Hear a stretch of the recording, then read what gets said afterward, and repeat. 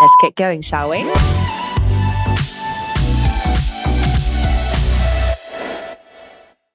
We are so incredibly excited to welcome back Harriet Mandak to Mother Tongue. Harriet, how are you? Good, thank you. It's so nice to be back. Oh, well, In person. yeah, in the new Mother Tongue studio. I know, I love it. I'm particularly enjoying this bougie pink light you've got. It is, yeah. Guys, if you're not watching this, which by the way, if you're not watching this, we're now on YouTube, so you can go to our YouTube channel and you can watch this live and you can see the bougie pink light, which is very neon. I actually bought this for 300 dirhams from a place called Dragmart. If you don't live in Dubai, you won't know, but if you do and you want a bougie neon light, you know where to go. Anyway, we're very excited about having Harriet back today. She was last here for season 9 and we talked all about overwhelm and guilt and the mum juggle, and today she's coming back to share some more tips and tricks with you all, because we all need someone like Harriet in our life. So before we get going, Harriet, can you just tell our lovely listeners a little bit about yourself? Well, thank you for having me back again. It's, always lovely to chat to you ladies, and an honour to be back here. So I'm Harriet. I am a holistic life coach, and I work with mums to really help them kind of navigate the overwhelm that comes with mum life. I'm also a rapid transformational therapist, so I support them in really just kind of consciously creating their best lives and stepping into a more empowered, authentic version of motherhood that feels really aligned to them. That is incredible. Can I just ask what that means and how did you decide that this is something you want to be trained in? It's incredible. I've actually never heard of it before. Yeah, so I originally, my background is I worked in corporate for a long time. We talked a little bit about this when I was last on the show, and so I won't kind of go too full into the details. But yeah, I had my first daughter, who is nearly 5 now. Wow. Kind of time flies. But I had my first daughter, and it was really kind of during that period I went through just a real kind of, and again, I think I used these words on the first episode, it felt like a bit of a breakdown, but I can kind of now on reflection realise that it was actually very much a breakthrough. We moved abroad to Dubai during that time, and it was kind of just, I think the layering of everything, like being a new mum, moving to a new country, being away from everyone, like existing outside all of the label, the roles, and no one really needed me apart from my child. And I found it really difficult. I found it really confronting, and it sort of led me on a path of self-discovery. And we'll talk a little bit about that. But it led me to quit my corporate job, and then I started to retrain as a coach. And I've kind of been on a bit of a journey over the last few years. I've done a lot of qualifications, and I've kind of now happily in a place where I've really just brought all of that together I now have kind of 2 offerings. I run a group coaching program for mums, The Journey Back to You, which is really just where I help mums sort of release a lot of the expectations that come with being a mum. A lot of the stories that we kind of have in our heads about what it is to be a good mum, a lot of those things that come with the pressure of trying to be a perfect parent. And really, releasing all of that and just getting back to you, finding out who you are, who you want to be as a mum, and helping you kind of step into that. And then the other side of that as well is my rapid transformational therapy as well. I'll give you a quick overview. I can see you looking at me like, what on earth? Yeah, we're done. Yeah. So rapid transformational therapy, or RTT, as you might have heard it called, is an award-winning therapy. It was designed by a woman, a very world-renowned therapist called Pia, and it kind of is a blend of hypnotherapy, traditional psychotherapy, NLP, CBT, and it works by really getting to the root of any kind of subconscious beliefs and rapidly rewiring neural pathways to kind of free you from, whether it's an outdated belief system, whether it's chronic pain or weight loss or whatever it is. So that's been an amazing thing for me to add into my practice. Amazing. I love coaching because coaching it's such an empowering thing, because It's all about it's very future focused. It's really looking at, what are your strengths, meeting yourself where you are today and consciously creating your life from this point. What I really found over the last couple of years was that it can be quite difficult to consciously create your life when you don't know what is subconsciously blocking you. So, that's been a really nice addition into my practice, really, to bring that modality together as well. And that's, okay, gonna set the scene a little bit here, especially for Sarah, because obviously you weren't here when we last spoke to Harriet, but it wasn't really that long ago. Isla was, she was weeks old. I think she was days old. Days old, wow. Days old, yeah. And this is a hell of a lot that you've changed and added to your skill set in a year, as well as having another child. Yeah, it's been extremely busy. Yeah, I think you were going to ask me this question. I was like, I don't really know where to start with it, because obviously there has been a lot. So much. Yes, I think I was maybe like 4 or 5 months pregnant. No, not quite. I don't think. I think it was really early days. Yeah, a bit less than that. And then obviously Isla was literally teeny tiny there, squeaking away on the podcast. Yeah. Oh God. And yes, obviously I had my third baby. I had a boy. I've had 2 girls already. He was born at the end of last year. And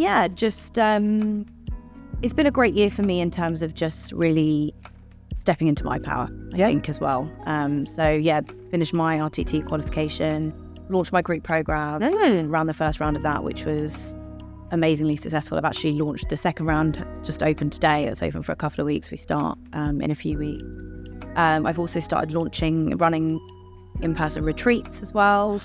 Yeah, so it's a lot. It's been busy, but it's good. Yeah, that's super busy. I think I saw you doing some book club things as well. That's a few people I know went to. Yeah, so I started that. I started it's a self-development book club, kind of meets a mini retreat. And that was really born out of, I think, listening to my audience and realizing that, people love, personal growth and learning about themselves. Mums also would love to read a book, but rarely have the time. Yes. Can't remember when I last read a book. Yeah, right. So I thought, I'm going to start this book club. It's going to be a self-development book club. So we're going to kind of, everyone's going to get something out of it. And I thought, the connection piece is missing here as well. I made it into the monthly meet that we have to discuss the book. We meet and it's like a mini half-day retreat. So we do like a wellness practice that might be yoga or Reiki, and then there's lots of other things in there as well, like ice baths and running. Love an ice bath. And so it's been a busy year. Been very busy. A big year for you guys as well. Yeah, moving in the right direction, I hope. Anyway, before we go on to discuss motherhood pressures, I did want to touch on back to school, because obviously we are coming into week 2 of most kids around the world going back to school. And back to school can be a really conflicting time for parents emotionally. And I know lots of mums who are very excited at the prospect of back to school, because they've had a summer with their kids and they're like, get them out of my hair, give me 5 minutes of peace. And then others are feeling more anxious about their kids going back to school. And then obviously you have the kids, them going back to school, how they feel and how as parents we can help them. Starting school for the first time. Exactly. So how can mums kind of prepare for back to school for themselves and for their little ones? Yeah. So you said it there. There's 2 parts to this really. There is how you prepare yourself as a parent, and then obviously there's how you prepare your child. I am obviously not a parenting coach, so I'm probably not best placed to answer the latter, but I can certainly give you some kind of ideas as to what I've been personally doing with my children, one of whom is starting a new nursery this week and suffers separation anxiety. But the first of those is really like prepare yourself as a parent. And I think one of the biggest jobs that we have as parents is to co-regulate our children, right? And I'm talking obviously more about younger children here who maybe don't have, like a more developed prefrontal cortex and, the ability to kind of regulate their emotions. So one of our jobs is to is to help them do that. So they borrow our regulation skills, if you like. Obviously, where that gets quite difficult then is, you know, having young children is one of the most dysregulating things that you can do. Particularly if you are, you know, doing it in the context of having a little support, you know, doing it behind closed doors, doing it in the absence of a village and all that, which is kind of, you know, the case for a lot of people these days. So I think that, you know, the first part is really making sure that you are resourced enough to be able to hold everything, to be able to hold all of the emotions that are inevitably going to come up as you move into a transition like that. I'm a really visual person. I really like analogies. I think I used a few of them on the last podcast, and there's an analogy that I really like. It's not my analogy, but Dr. Becky Kennedy, who you might have heard of from Good Inside, she uses this analogy of kind of parents being like a pilot, right? The pilot of a plane. If you think a pilot's job is to get the passengers from A to B in what might be quite a bumpy, turbulent ride. When you think about those pilots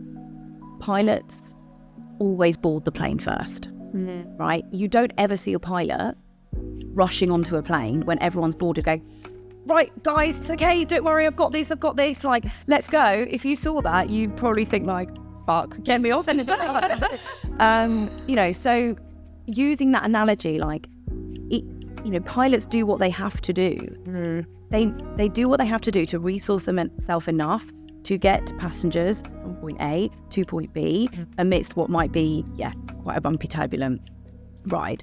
So, you know, when you think of it like that, it's really important to just make sure that you are doing what you can. Obviously, again, like, we might not have the luxury like pilots do of getting a full night's sleep before or having a nice long leisurely breakfast, but so one thing that you can do, which I really like, is I call them micro moments or micro self moments, and that is really just tiny moments, like micro moments that allow you to connect back into yourself. That might look like a minute's worth of just deep breathing in the toilet and just saying, it's okay, I can do this. It might look like getting up 10 minutes earlier than your kids, having a coffee and peace.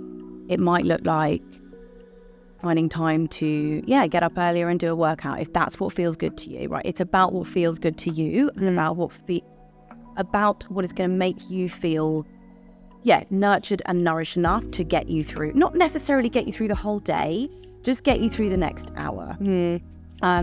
So I think that's the first piece. The second thing, and I spent a lot of my time talking about this, is allow your emotions along for the ride.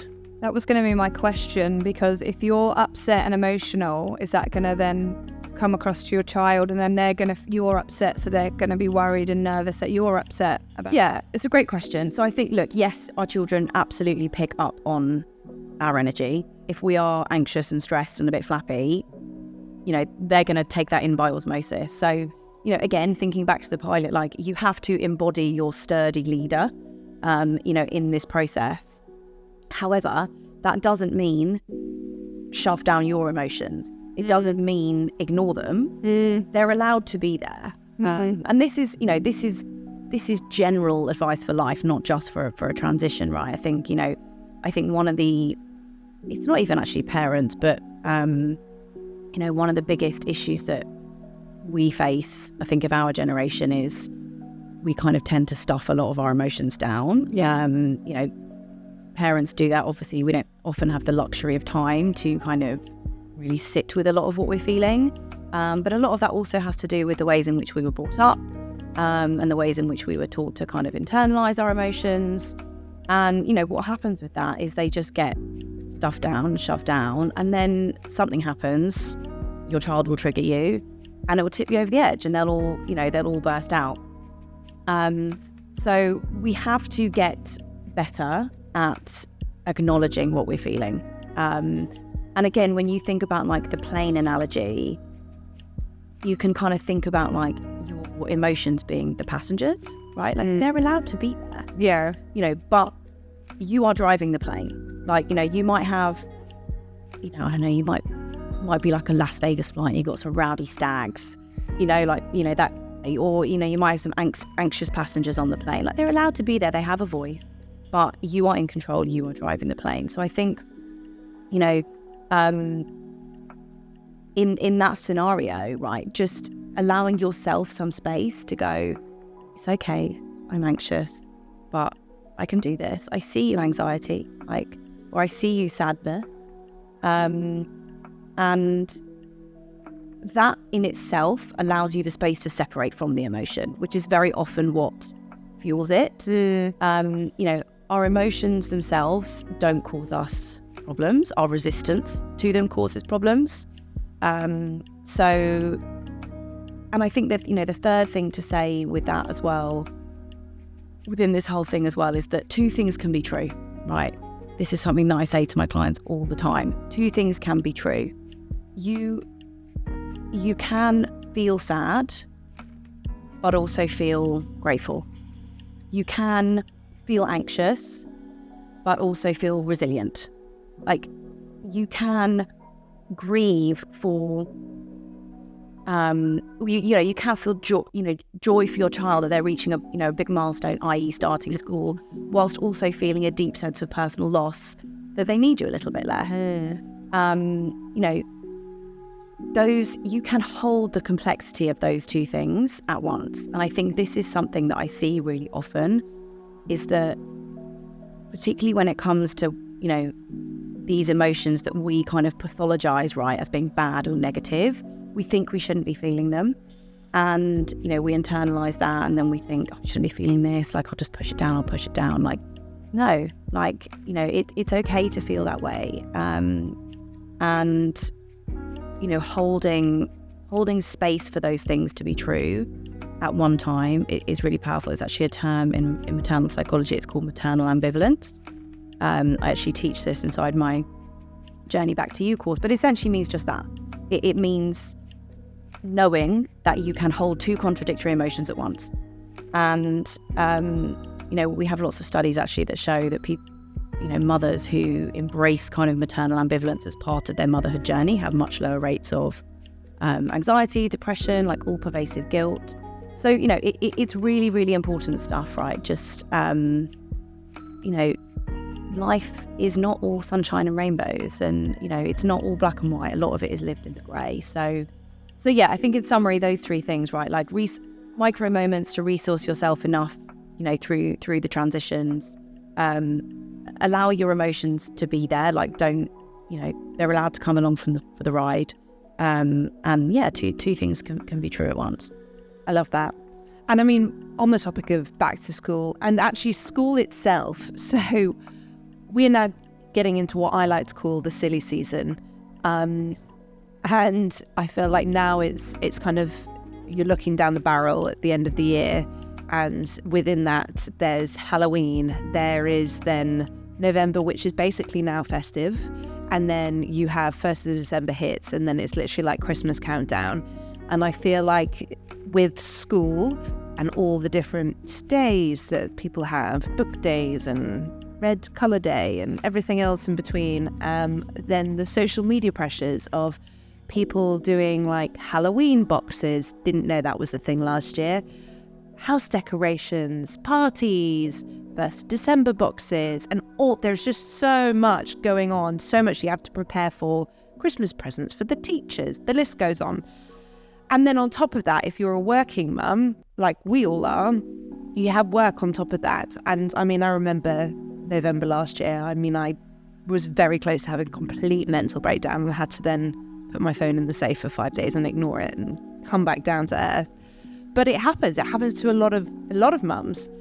How can we prepare for this? And then if we're getting to that point where we're feeling very overwhelmed and we're kind of anxious all the time, which is how I felt, the adrenaline was just pulsing through my veins, very strange. How can we deal with that? How can we bring ourselves back down without having to quite literally lock our phones in a safe? Yeah. Yeah, I mean, no, I mean, you're exactly right. I think, you know, there can be a very performative aspect of it. Especially with social media. Yeah.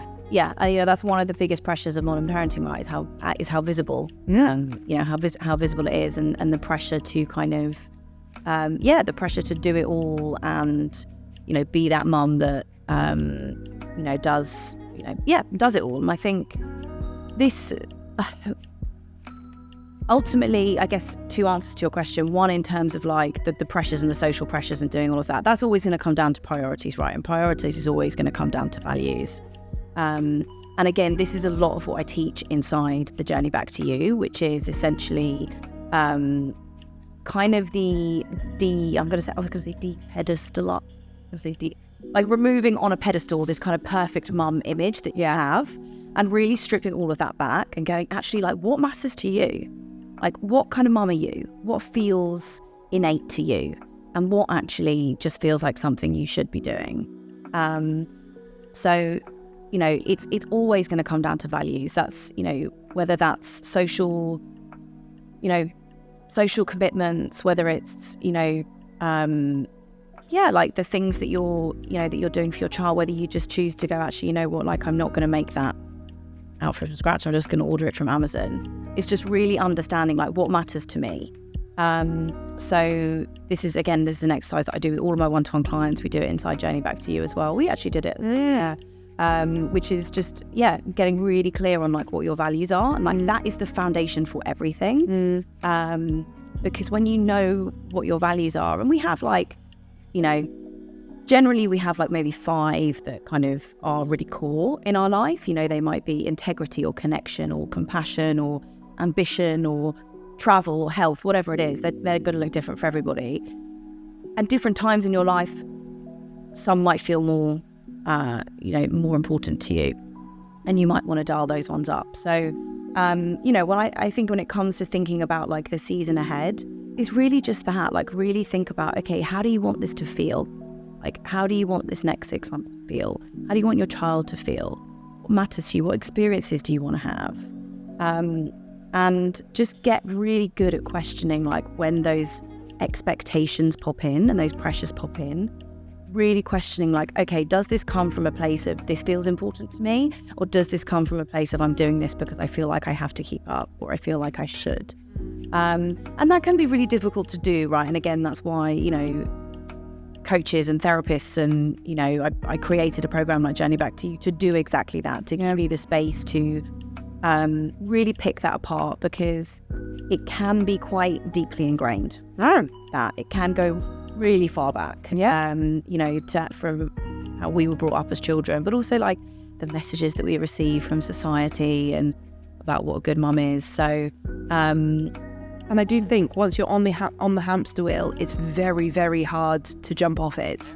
Yeah, that's always my biggest thing. I remember there was one day where I had a list of reels that I wanted to create, and it was literally like life or death. I was like, you must create all 4 of these reels, Marianne, otherwise the world will end. And I got to a point where I was like, oh my God, you're just ridiculous. Get a grip. Get hold of yourself. And I think, when you're doing these things, again, like, you feel like it is a cycle, right? Because it's like, oh, I'm not doing enough. Like, I'm not doing what that person's doing over there. Like, I should be doing that. Okay, tomorrow's the day. I'm going to do it all. I'm going to do better. I'm going to live this. And then you do more, and you fall and you fail inevitably because it's too much and you can't get there. It's, it's a myth for a reason, right? This perfect mother is a myth for a reason. But then you feel guilty because, and then you keep going round and round again. So, bringing awareness to that is the first stage of it, really. And just getting really, and that's why my program is called The Journey Back to You, because it is really about understanding, like, okay, who are you? Love that. And what matters to you, inside and outside of motherhood. But, obviously in motherhood, being able to be really grounded in your, your values and the ways that you want to show up as a mum is really empowering, to go, actually, you know what, like, I don't need to. And I think as mums, we all put the pressure on ourselves to do all these things, all these seasonal things, plan everything. And often it is the mum, I don't know if it's that we expect it as mums to do it all, or we don't ask our husbands for help.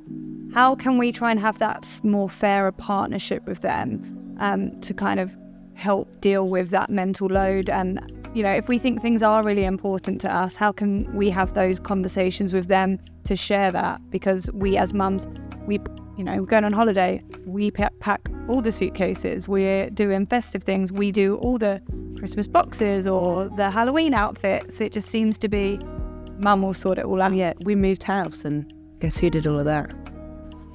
Yeah, I mean, I've said I'm sort of smirking because, like, not because, but it's like, it's, you know, the reason why is it's kind of a whole podcast episode in itself. I know. About like the mental load, and I actually do have a for anyone who is really interested in this topic and wants more support, I actually have a free masterclass on this, which you can access my Instagram bio, which has a lot of like goes into this really deeply. To look at this, but I think, I mean, essentially, like a lot of that is tied up in like gender roles and how kind of traditional gender roles like play out in your partnership, and you know, being willing to question like, okay, what's playing out here, and actually also like quite uncomfortably sometimes looking at when like we as mothers are a bit implicit in that by kind of gatekeeping a lot of the behaviours and tying our worth as mums to all of these things. You know, we have to kind of be willing to look at sometimes like where we have been unsuccessful in sharing the load, not because we don't want to, but because we find it really hard. And what are the reasons for that? So in essence, it's a much bigger conversation because, as I say, there is, you know, the mental load conversation is at its heart a conversation about gender roles and imbalance. And I will talk about a tool that I use personally, and it is in my masterclass. So again, highly recommend like anyone going to check it out if you're really interested in this topic, to really kind of like open the conversation with your partner about this. If you have a willing and an open partner who wants to support you, you know, it really is just about understanding like, okay, like what's your understanding of what I do as a mother? Like what's your understanding of what you do as a father? Like what pressures do you think I face? What pressures do you face? You know, because fathers have their own mental load, right? It doesn't look like, you know, the same as ours, but it, you know, it is gendered, you know, it's unique to their own gendered experience, right? In terms of providing and being stoic and all of this kind of stuff. So in a kind of roundabout way, that essentially is something that needs to happen really to change the balance fundamentally, is have more open conversations about that. And again, I have prompts and tools in the masterclass to help with that. One of those tools is a great tool called the Fair Play system. I don't know if you've ever come across this. It was designed by a lady named Eve Rodsky, and it accompanies a book. You don't have to read the book to play the game, but it's essentially like a deck of cards, and it's all of these kind of tasks that, you know, everything you could possibly imagine, you know, that come with parenthood.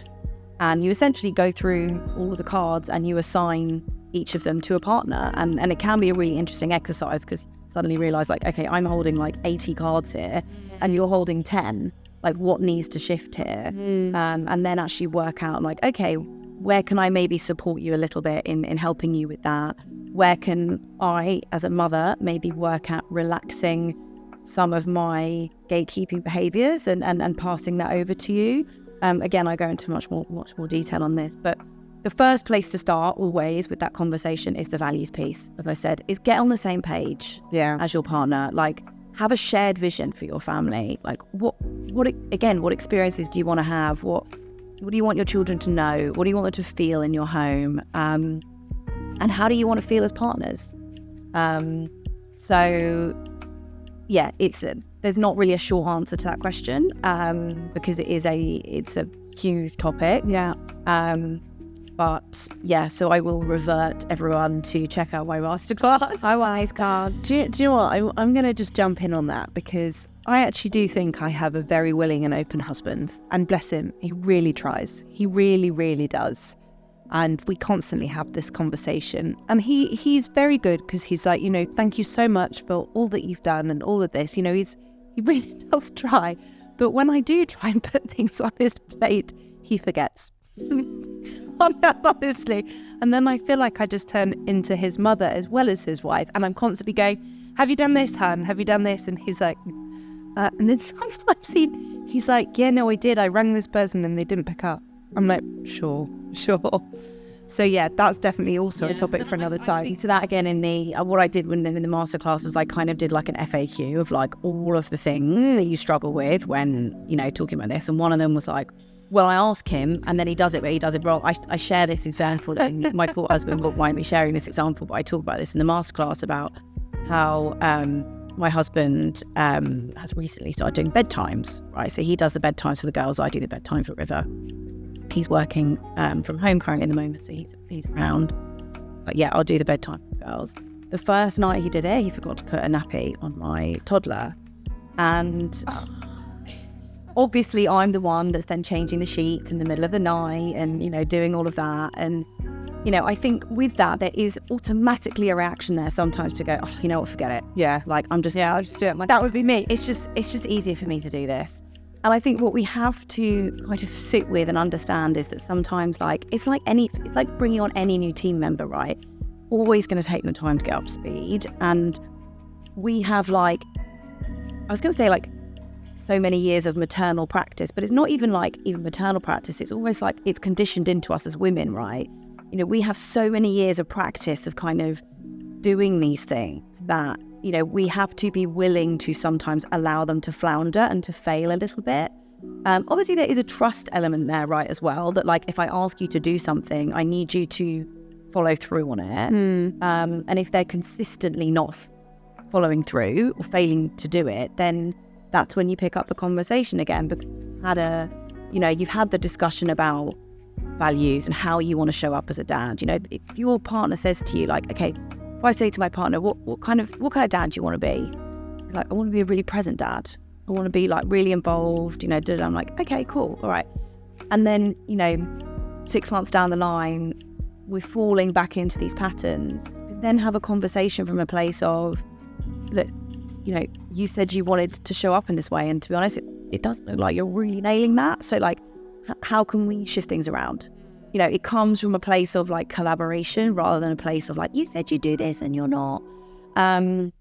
So there's a lot in there. There is a lot in there. Like, this is another episode. It's a really big topic. Massive And topic. I really want these cards. Yeah. To see, it's what each of you do without realizing the other one's doing it. Yeah, I have a reel on my Instagram actually that I mean, again, my poor husband, like he rarely wears a shirt. My husband, like, he just gets very hot and he's always shirtless. And like, so like in this reel, he happened to have a top on, and I was like, this looks really weird. Like, me sharing this reel of my husband shirtless. I love it. My husband's always shirtless. What a line. But yeah, so we're kind of doing this card, this, you know, this exercise, and yeah, it was really insightful, and you know, it's been really helpful for us. You know, and I think what's great about the game is it talks a lot about like, it talks about a task. Basically, she talks about it in the forms of like CPE, conception, planning and execution. So I'll give you an example. My husband has taken the card of activities, like weekend activities for our children. So he takes my girls to gymnastics on a Saturday, but he doesn't just take them. Holding that card means he holds the conception, which means he has to book them in for gymnastics. He has to know when the term breaks are. He has to liaise with them if they miss any classes and do the makeup classes.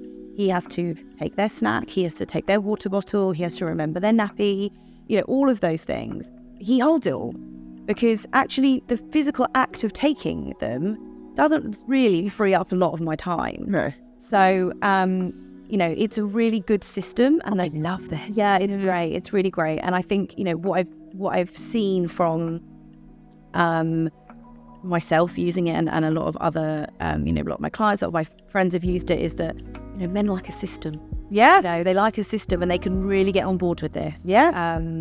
So yeah, I think you have to order the cards from, they come from the US. They actually sold out on Amazon after my, I'm not saying like I specifically did that, but we did. I'm sure they're back in stock now. For anyone who hasn't listened to Harriet's last episode, before we go on to your motherhood journey, we did touch a lot about self-care and self-love in that last episode. So before we move on to what you've been up to in your motherhood journey, Can you just give us a couple of tips on how moms can really push guilt and comparison to one side and try and just lean into their beliefs and what they want to do as opposed to what they should be doing? Yeah. So I think firstly, like going back to what I said about just allowing your emotions to be there, I think the emotional witnessing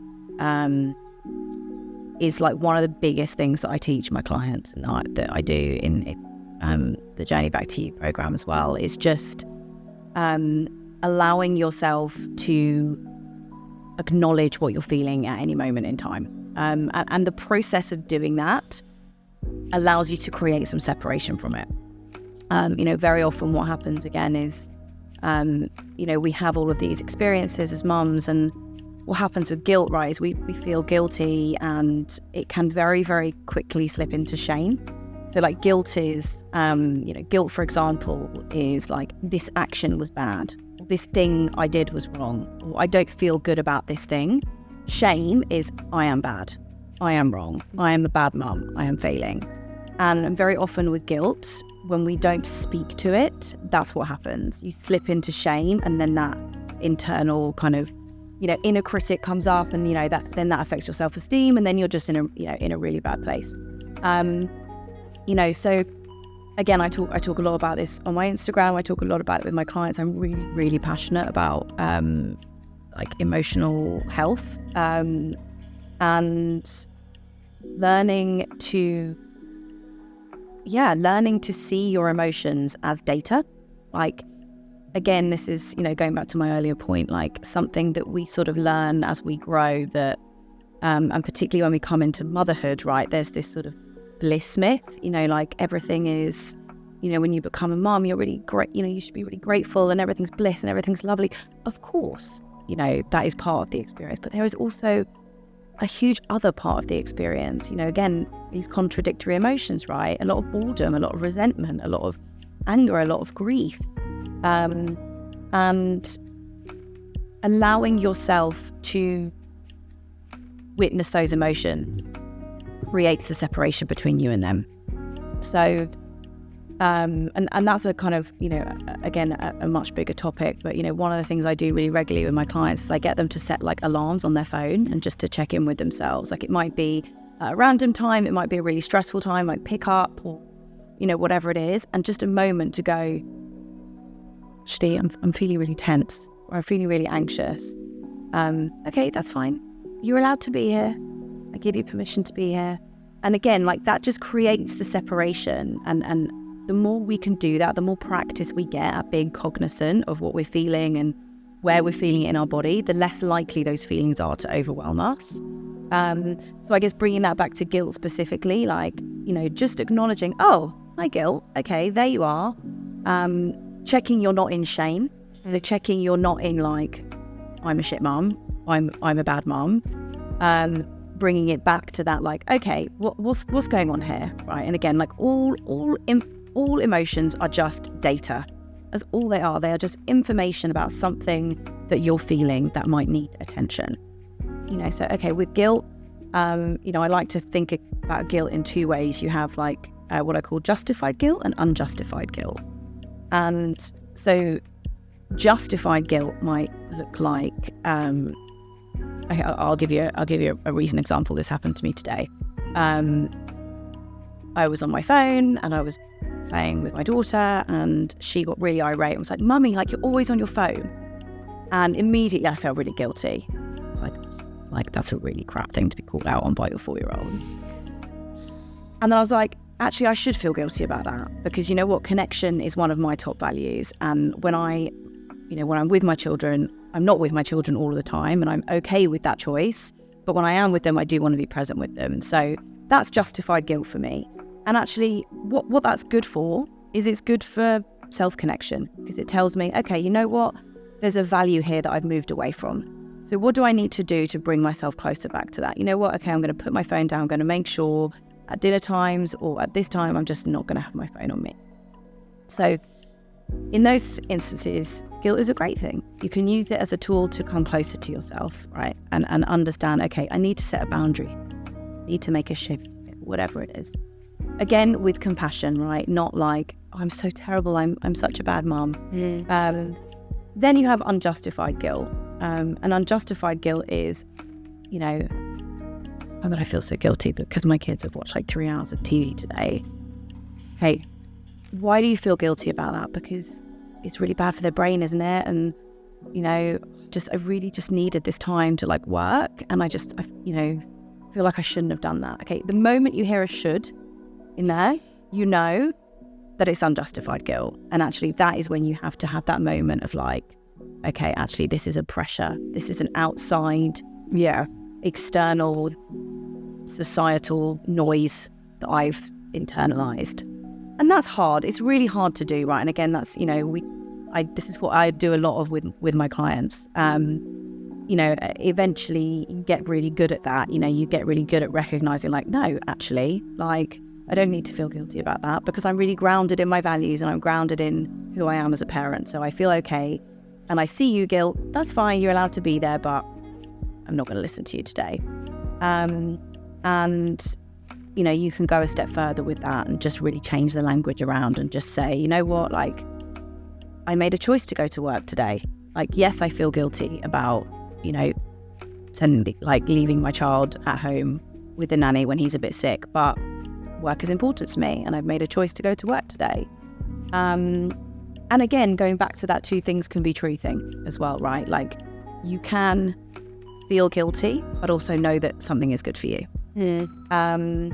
It's allowing space for that, you know, and I think that is something that I, you know, is really important to me as a coach, is just helping mums find space for that and knowing that all of that is okay. So it's a process, but I think, you know, it's the first step is just recognizing it and speaking back to it a little bit. You know, sometimes I tell my clients to imagine it like a little guilt guard popping up on their shoulder. Like, okay, hi, there you are. Like, let's have a little dive. Yeah, what's going on here? Yeah. And then, was there a second part to that question? No, just one part. Every time I see you, I'm like, God, I'm learning so much. Feels like my own therapy session. Before we round this up today, because we have kept you talking for a wee while now, I wanted to discuss mum life. You had 2 children last time we spoke. Now you have 3. How's the jump been? I think every person you ask is going to have a different answer to this. Honestly, I have found it a lot more challenging than I thought I would. Again, I think doing a lot of work on, you know, myself. You've done a lot of years career-wise at the same time. Yeah, and I really kind of, bless you. Sorry. You know, I did. You know, I'm perhaps somewhat naively thought I would go into my 3rd matrescence, just having it all a bit more under control. And I think I really underestimated how I found it really challenging. And, you know, again, I'm really fortunate to live in a country where we have access to more affordable childcare. Really fortunate to also be, you know, very grounded in my decisions to have childcare. Fortunate to have the financial privilege to be able to afford childcare. But even with, you know, a lot of support and a lot of help, it has been really tough. You know, emotionally, I found it really difficult. Obviously, I have 3 children now, and there's only one of me. And again, you know, I think some people, you know, it was a smaller age gap this time round. My middle daughter is very attached to me, and that transition's been quite difficult. But, you know, we just take every day as it comes. And I think this is probably quite relevant as well. I've spoken about this on my Instagram, but I did have about 4 or 5 months ago a bit of a I just hit a bit of a wall. And, you know, again, even knowing all the things I know, doing all the work that I do, having all the rituals and practices that I have, I found myself in a place, you know, one of my red flags for when I know, you know, my mental kind of state is a bit out of balance is when that negative self-talk creeps in. You know, again, fortunately, I've built a really inner, you know, a very self-compassionate inner voice over the last few years, but I'd got to a point where it was going, does everybody else do this and you can't? Like, what's wrong with you? And that was a real red flag for me. And I just one day said to myself, I can't do this anymore. Like, I need some help. And that, I had a therapy appointment the next week. And I'm now back in regular therapy. And that's been really, really huge for me, in kind of, going back to what I was saying earlier, resourcing myself in the ways that I need to. I think it's very easy to look at other people and think, got it all under control, they're doing it all. Back to your point earlier, right, about comparison, all of that. So yeah, it's been challenging, but yeah, and again, I think that would be my message there, is like, it's okay not to be okay. Yeah. It's okay to struggle, and it's okay to ask for help. Because I think, one of the hardest parts of being a mum today is we just receive such a huge amount of information, often very oversimplified, often very outdated, whether it's around pregnancy, birth, parenting, child development, whatever it is. And whilst this can sometimes be beneficial, it also adds a lot of pressure. And I think one thing that I really find is that it also kind of creates the impression that there is a right way of doing things. And I think the one piece of advice I would give is like, there is no right way, there is just your way. And like, just release the pressure to be a perfect parent and to have a perfect child, and raise the child that you have as the person that you are. I think it's, and I see it often, right, this kind of pressure that we put on ourselves to do everything right, and to say the scripts, and to, all of this, right, like it creates a lot of fear in parenting, and that leads us further away from our children. So, a lot of what I teach is just, coming back into love and coming back to yourself. And again, I spoke about this a little bit on my Instagram the other day, but I think we often see parenting in our culture as something we do, like it's a role to perfect, but it's a relationship, and I think the more we kind of identify with parenting as a role, the more that we kind of can often see our child as like a set of tasks to complete. That sounds really like reduced down, but I think it sometimes moves us away from being able to see them as just the like beautifully complex, flawed human beings that we all are. So in a nutshell, I think it would be that, like, you have the answers within you. It's okay to seek support and external knowledge, but you have everything your child needs. You are the only answer that your child needs. I have to say, I think my most used product this year, since I've been traveling for the last 7 weeks, and I have like a 13 kg 9-month-old, is my baby carrier. I just think for having a third child, I would be lost without it. So I use the bump suit carrier, which has just been amazing. It's super lightweight, like really easy to put on. I know that's a bit of a boring answer. No, I love this. My program starts. We are just enrolling. Doors are open today. They're open for 2 weeks, and then we start second week of September. Amazing. So I'll link everything in the show notes. Please do check it out. Harriet, you've been incredible. Thank you so much for coming back on Mother Tongue. And for everybody who does want to find you on Instagram. My Instagram handle is Harriet_Mandak, and my website is just harrietmandak.com. But I'm mainly hanging out on Instagram. So come follow me. Let's chat.